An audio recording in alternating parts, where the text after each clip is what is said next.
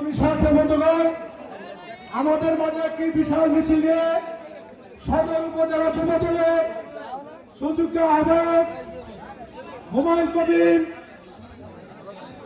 কবির আছেন, মুজাহিদ হোসেন রুবেলের নেতৃত্বে একটি বিশাল মিছিল আমাদের মাঝে উপস্থিত হয়েছে।